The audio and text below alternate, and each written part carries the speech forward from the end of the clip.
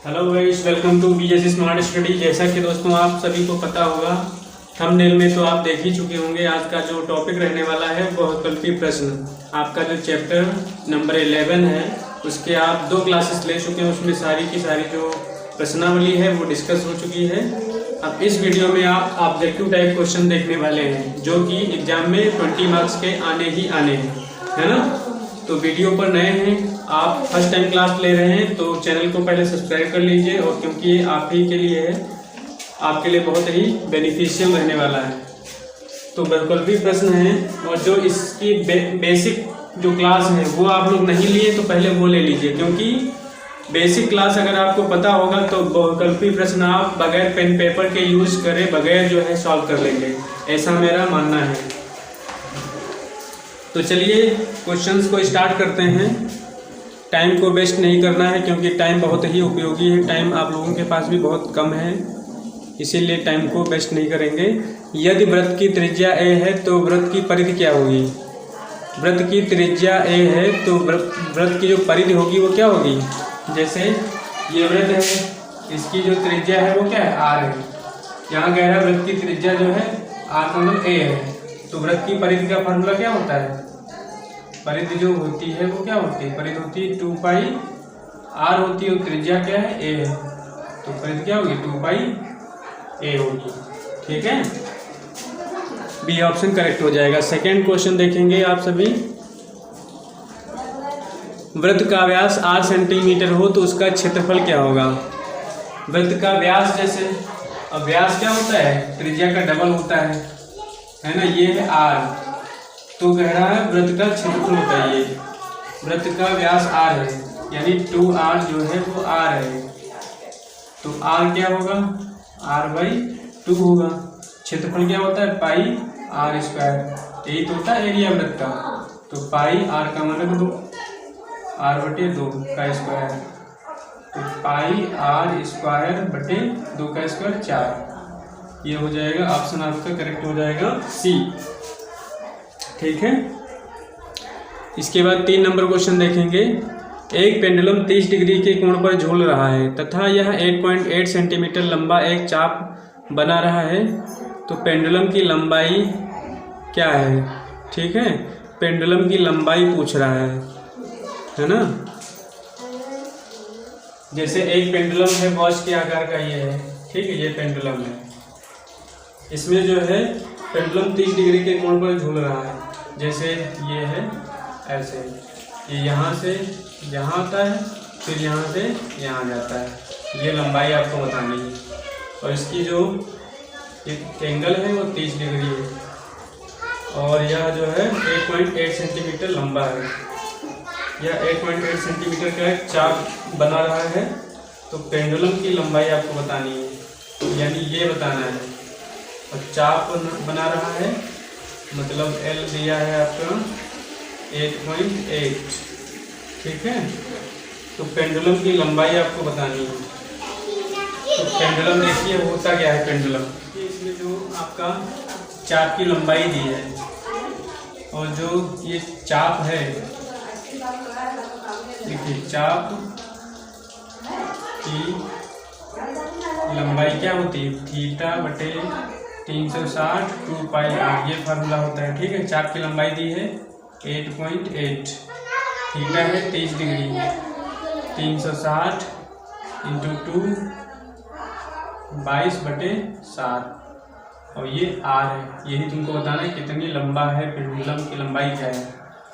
तो ये जाएगा 12 × 36, ठीक है, 2 × 12, और ये 22 × 88, ठीक है, 6 × 42 इधर आएगा, गुणा करेगा, इसलिए r बराबर 0.4 गुणे 6 × 42 इधर गुणा करेगा जाके, तो हो जाएगा 4 दूनी 8, 4 चौको 16, एक अंक के बाद दशमलव लगा दो, ये हो गया सेंटीमीटर। सेंटीमीटर में दी ही थी, ओके, सेंटीमीटर हो जाएगा। ये क्या है? पेंडुलम की लंबाई।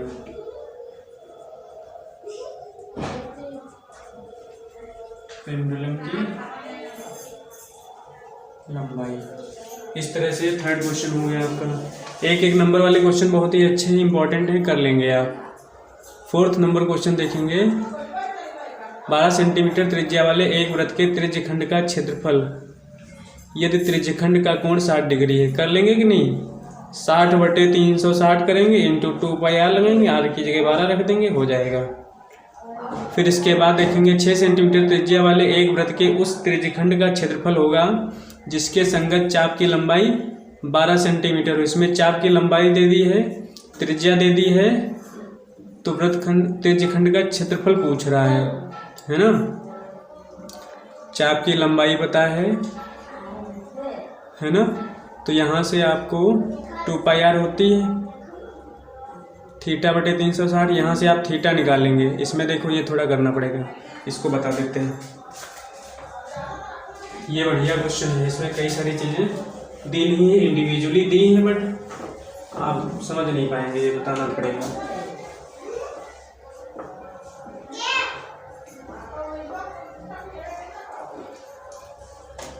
ठीक है, जैसे ये है, इसमें जो है 6 सेंटीमीटर त्रिज्या है, इस वृत्त की त्रिज्या है 6 सेंटीमीटर। ठीक है, फिर कह रहा है त्रिज्यखंड का क्षेत्रफल क्या होगा जिसके संगत चाप की लंबाई, ये मान लो चाप है 12 सेंटीमीटर का, ये चाप की लंबाई दी है 12 सेंटीमीटर की, तो इसका क्षेत्रफल पूछा है।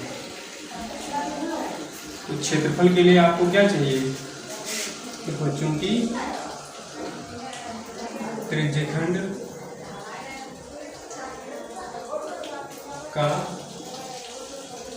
क्षेत्रफल क्या होता है? θ/360 πr²। देखो r तो पता है लेकिन थीटा नहीं पता है। देखो, चूंकि चाप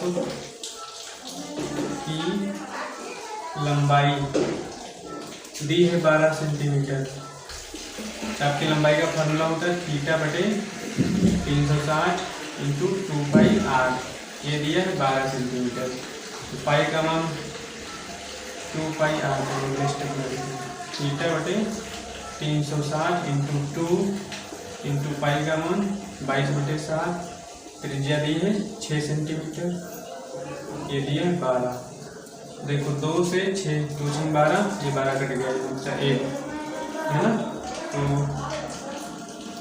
थीटा बराबर क्या आएगा? ये 7 उधर जाएगा, 7 × 360/22, ये आएगा थीटा का मान।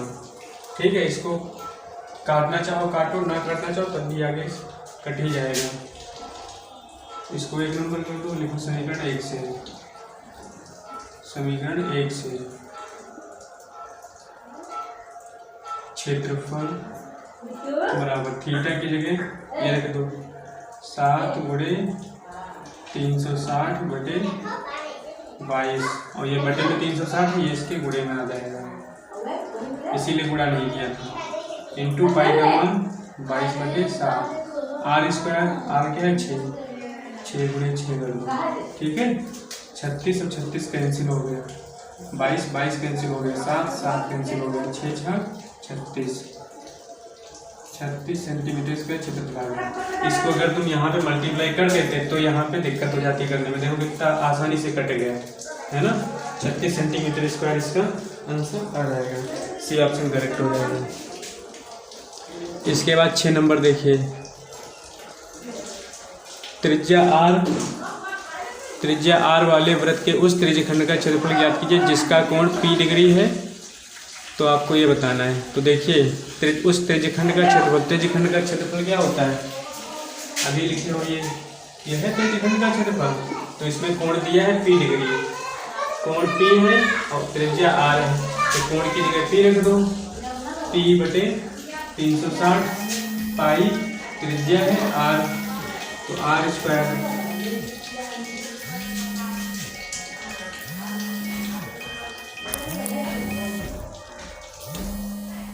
P/360 पाई, त्रिज्या थी कैपिटल R हो गई। ठीक है, लेकिन इसमें ऑप्शन इस टाइप का नहीं दिया हुआ है। तो देखिए ये वाला भी ऑप्शन नहीं है, ये भी नहीं है।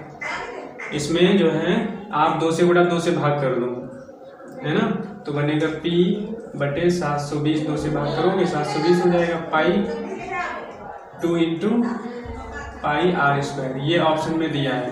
ठीक है, तो ये करेक्ट करोगे, सही ये भी है। अब ये ऑप्शन में नहीं दिया तो 2 से गुणा 2 से भाग करके करोगे, ये मिल जाएगा ऑप्शन में। तो ये थोड़ा होशियारी दिखानी है आपको। फिर 7 नंबर क्वेश्चन लास्ट है। एक कार के 2 वाइपर हैं जो एक दूसरे को आच्छादित नहीं करने वाले करते हैं।